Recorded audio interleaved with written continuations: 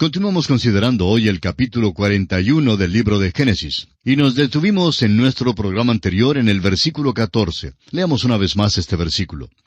Entonces Faraón envió y llamó a José, y lo sacaron apresuradamente de la cárcel, y se afeitó, y mudó sus vestidos, y vino a Faraón. Destacamos el hecho de que se había afeitado. Dijimos que los hombres del desierto no acostumbraban a afeitarse en aquellos días. Es probable que ninguno en la familia de José se afeitara. Dijimos también que los egipcios no se dejaban crecer la barba.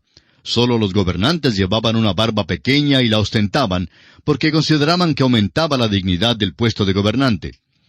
Hay un mensaje grande en esto. José es sacado de la cárcel, se afeita y le queda por delante una vida nueva. Esto es como una resurrección, es levantado. Ahora va a los gentiles. ¡Qué cuadro tan tremendo el que tenemos aquí!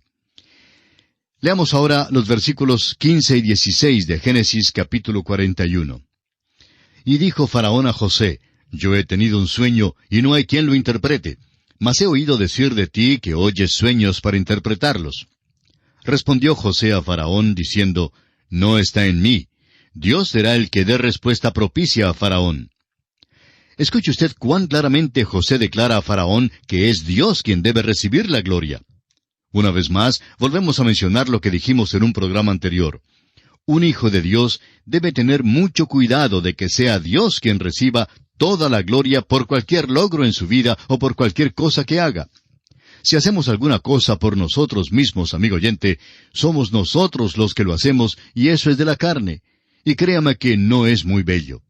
Una cosa es segura, y esa es que Dios no aceptará el fruto de la carne. Si es que usted y yo hacemos alguna cosa que tenga éxito, es porque es Dios quien lo hace. Eso es lo que dice José a Faraón. Le dice que él no puede interpretar los sueños, pero que Dios dará una respuesta a Faraón. Faraón cuenta entonces el sueño a José, y nosotros no vamos a leerlo una vez más, pero note usted en el versículo 21 que cuando las vacas flacas habían devorado a las gordas, continuaron aún con el mismo aspecto feo que antes tenían. Ahora el versículo 25 nos dice que en realidad los dos sueños son uno mismo. Leamos este versículo 25. Entonces respondió José a Faraón, el sueño de Faraón es uno mismo. Dios ha mostrado a Faraón lo que va a hacer. En esencia, estos dos sueños son uno solo y hablan de una sola cosa. La razón por la cual había dos sueños era para dar énfasis sobre su gran importancia y significado. Dios había dado los sueños a Faraón para hacerle saber lo que él estaba planeando hacer. Faraón, pues, se entera de la interpretación. Leamos ahora los versículos 26 hasta el 31 de este capítulo 41.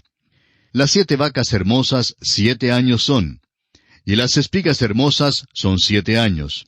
El sueño es uno mismo. También las 7 vacas flacas y feas que subían tras ellas son 7 años. Y las 7 espigas menudas y marchitas del viento solano, 7 años serán de hambre. Esto es lo que respondo a Faraón. Lo que Dios va a hacer, lo ha mostrado a Faraón. He aquí vienen 7 años de gran abundancia en toda la tierra de Egipto. Y tras ellos seguirán 7 años de hambre, y toda la abundancia será olvidada en la tierra de Egipto, y el hambre consumirá la tierra. Y aquella abundancia no se echará de ver, a causa del hambre siguiente, la cual será gravísima. En primer lugar, José le dice a Faraón lo que sus sueños predicen. Habrá 7 años de abundancia, y luego habrá 7 años de hambre. Dios quería que Faraón supiera esto, porque era algo muy importante. Entonces, José da a Faraón algunos consejos sobre cómo enfrentar las condiciones venideras. Veamos ahora los versículos 32 y 33. Y el suceder el sueño a Faraón 2 veces, significa que la cosa es firme de parte de Dios, y que Dios se apresura a hacerla. Por tanto, provéase ahora Faraón de un varón prudente y sabio, y póngalo sobre la tierra de Egipto. Notemos ahora que José llega a ser mayordomo en la tierra de Egipto para preparar las condiciones necesarias durante los 7 años de hambre. Los versículos 34 al 37 esbozan el plan de José ante esta emergencia. Haga esto Faraón y ponga gobernadores sobre el país, y quinte la tierra de Egipto en los 7 años de la abundancia, y junten toda la provisión de estos buenos años que vienen, y recojan el trigo bajo la mano de Faraón, para mantenimiento de las ciudades, y guárdenlo. y esté aquella provisión en depósito para el país, para los 7 años de hambre que habrá en la tierra de Egipto, y el país no perecerá de hambre. El asunto pareció bien a Faraón y a sus siervos. Faraón debe juntar ahora todo el exceso. Ese es el consejo que José le ha dado. Durante los 7 años de abundancia, deben acumular el exceso y guardarlo para los años de hambre. En los versículos 38 al 41 podemos ver cumplido el propósito de Dios para José. Leamos. Y dijo Faraón a sus siervos, ¿acaso hallaremos a otro hombre como este, en quien esté el Espíritu de Dios? Y dijo Faraón a José, pues que Dios te ha hecho saber todo esto, no hay entendido ni sabio como tú. Tú estarás sobre mi casa, y por tu palabra se gobernará todo mi pueblo. Solamente en el trono seré yo mayor que tú. Dijo además Faraón a José, he aquí yo te he puesto sobre toda la tierra de Egipto. Note usted el significado de todo esto. Antes, el joven estaba en la cárcel, olvidado, desamparado y abandonado. Ahora, en el momento preciso y justo, es sacado porque nadie más puede interpretar el sueño de Faraón. Él puede interpretarlo. No solo interpreta el sueño, sino que sugiere a Faraón lo que debe hacer, porque es un hombre de habilidad y entusiasmo. Creemos que Dios le está guiando en todo. José aconseja guardar el grano en exceso durante los años de abundancia y guardarlo para los años de hambre. Esta sería un hambre mundial y muy grave. No olvidemos que Egipto es un país que depende del riego. La parte más alta del Nilo viene bajando de África Central y francamente Egipto depende de este río. Allí cae muy poca lluvia durante el año. El riego inunda la tierra y todavía en estos días riega a Egipto no solo trayendo el agua para la tierra, sino también un sedimento que la fertiliza. El río Nilo hace así un trabajo doble, permitiendo generalmente varias cosechas al año. El hambre, pues, sería tan grave que aún Egipto sería afectado. 7 años de hambre que también afectarían a la tierra de Egipto. El faraón, al escuchar hablar así a José, le presta toda su atención, pues todo esto le parece acertado y razonable. Es una lástima que muchas veces en los tiempos pasados no hayamos tenido hombres en nuestros gobiernos que hayan tenido algún sentido del futuro. Alguien preguntó una vez a Gladstone lo que era la medida de un gran hombre de Estado. Dijo que es aquel hombre que sabe la dirección que Dios tomará durante los próximos 50 años. Bueno, aquí en Génesis, José le dice a Faraón lo que ocurrirá durante los próximos 14 años. Ahora, ¿quién mejor podía hacerse cargo de esto que José? Faraón reconoció que José era un hombre de habilidad. Bien podemos preguntarnos por qué Dios, en primer lugar, dejó que José entrara en la casa de Potifar. Pero ahora nos damos cuenta que había aprendido mucho en aquella casa donde se le encargó de todo. Ahora se hará cargo de todo en la tierra de Egipto. Esta es una transición grande en su vida. Seguía en posición solo a Faraón. Desde lo más profundo de la oscura cárcel llega al trono directamente bajo el trono de Faraón. Ahora José recibe el nombramiento oficial de manos de Faraón. Leamos los versículos 42 al 44 de Génesis capítulo 41. Entonces Faraón quitó su anillo de su mano y lo puso en la mano de José y lo hizo vestir de ropas de lino finísimo y puso un collar de oro en su cuello y lo hizo subir en su segundo carro y pregonaron delante de él, doblad la rodilla, y lo puso sobre toda la tierra de Egipto. Y dijo Faraón a José, yo soy Faraón, y sin ti ninguno alzará su mano ni su pie en toda la tierra de Egipto. A propósito, el anillo de Faraón tenía un sello, y al imprimirlo en cera quedaba exactamente como si fuera la misma firma de Faraón. Y Faraón hace de José su agente. Tiene pues el derecho de usar hasta la firma del rey. Y ahora la vida de José toma otro rumbo. Veamos los versículos 45 y 46. Y llamó Faraón el nombre de José Safnat Panea, y le dio por mujer a Asenat, hija de Potifera, sacerdote de On. Y salió José por toda la tierra de Egipto. Era José de edad de 30 años cuando fue presentado delante de Faraón, rey de Egipto. Y salió José de delante de Faraón, y recorrió toda la tierra de Egipto. Amigo oyente, me gusta muchísimo más el nombre José que el nombre Safnat Panea, pero es el nombre que Faraón le puso a José. Es un nombre copto y significa el que revela cosas secretas. Se nos dice aquí que José tenía 30 años, y vemos que ha estado en la tierra de Egipto por 13 años. Ahora sabemos que pasó 2 de esos años en la cárcel después del episodio con el jefe de los coperos y el jefe de los panaderos. Pudo haber estado en la cárcel por unos años antes de eso. Sin duda, había estado en la casa de Potifar por unos 10 años. Esto nos da una idea de cómo se dividió su vida en ciertos períodos de tiempo mientras que estuvo en la tierra de Egipto. Después de pasar estos 13 años, encontramos que José tiene la posición de primer ministro, segundo solo al faraón en toda la tierra de Egipto. Podemos preguntarnos, ¿cómo sucedió esto?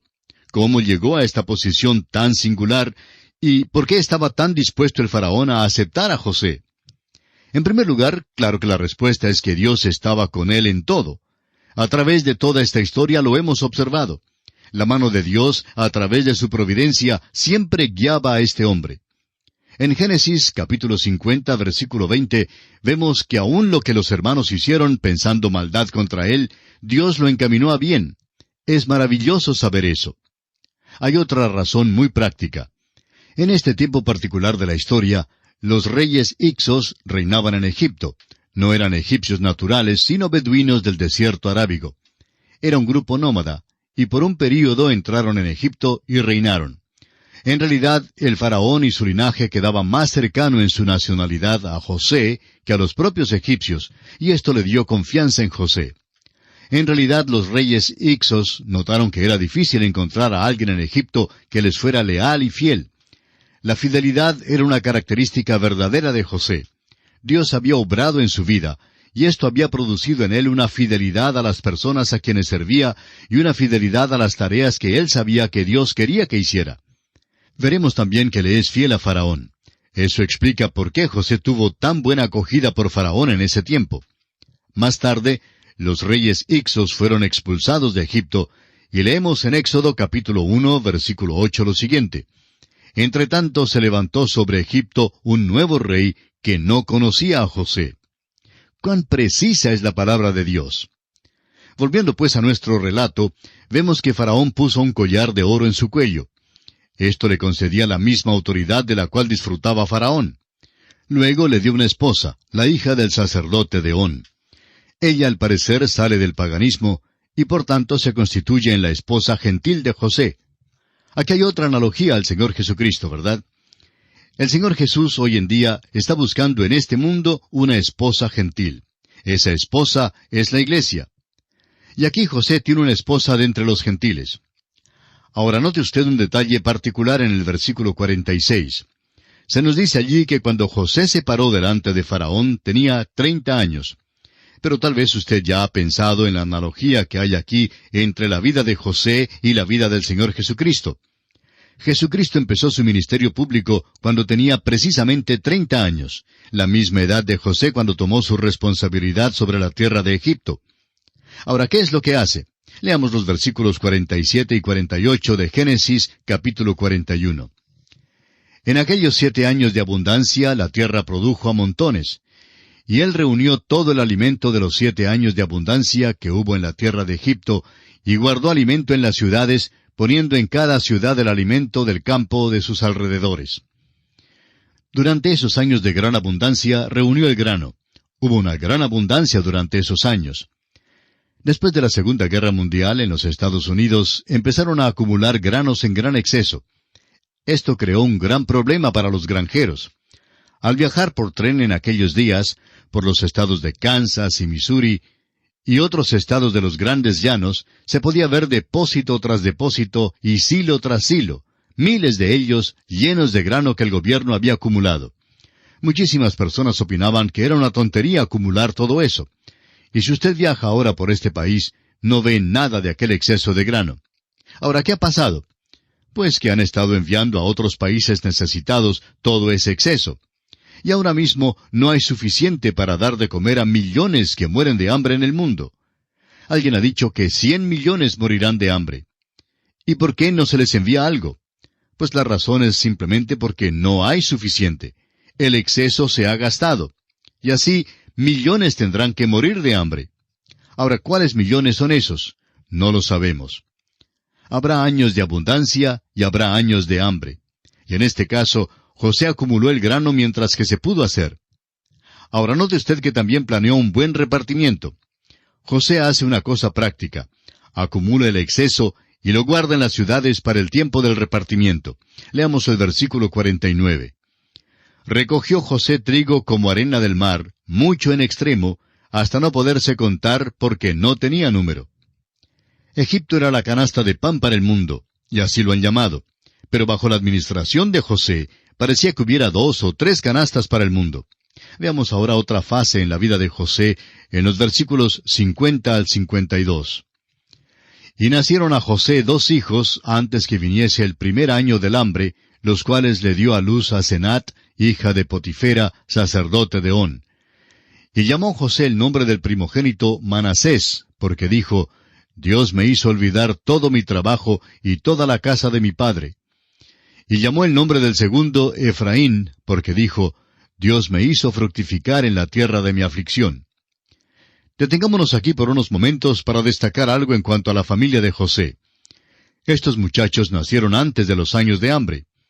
Al primer hijo le dio por nombre Manasés, y diríamos que un buen nombre para él sería Amnesia, que significa el que hace olvidar. José estaba tan involucrado en su responsabilidad que se olvidó de la casa de su padre. En los primeros años en Egipto había sentido una nostalgia tremenda por su hogar, pero aparentemente ahora no la siente más. Ahora recordará usted que al principio del programa notamos que en el versículo 14 se menciona específicamente que José se afeitó y se mudó de vestidos. Muchos dirán que esto de afeitarse no puede tener mucha importancia.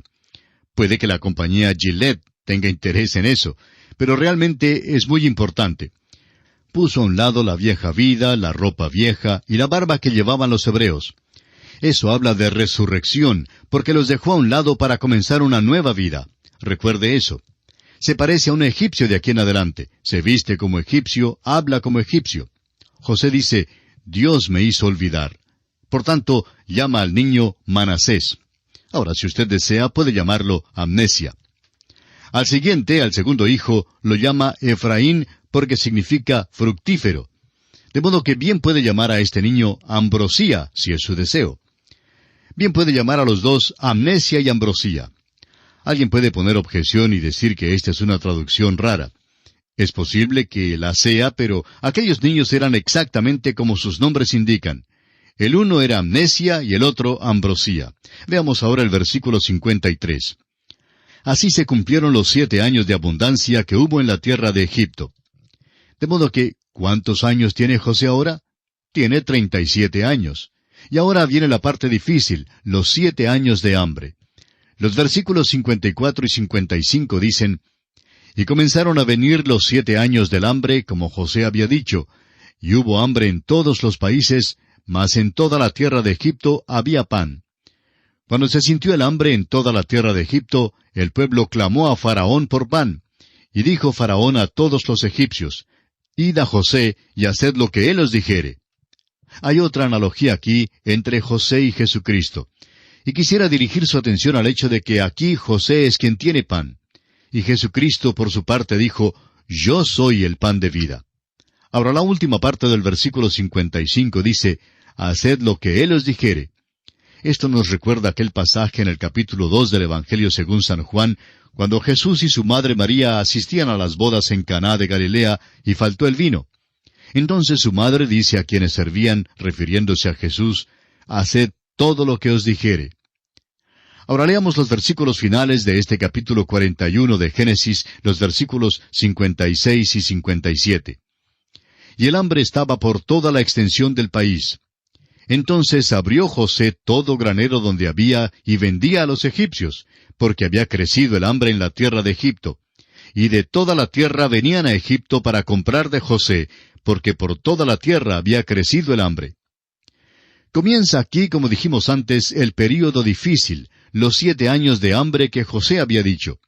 Y notamos también que los consejos que José había dado a Faraón comienzan ahora a dar resultado.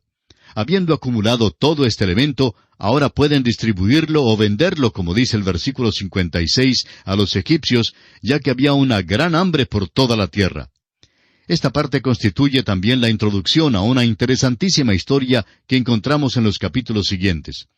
Y notaremos especialmente el propósito que Dios tiene en la vida de la familia de José al sacar a Jacob y sus hijos de en medio de los cananeos para traerlo a Egipto, lo que únicamente pudo cumplirse a través de estos 7 años de hambre. Y así concluye pues el estudio del capítulo 41 del libro de Génesis.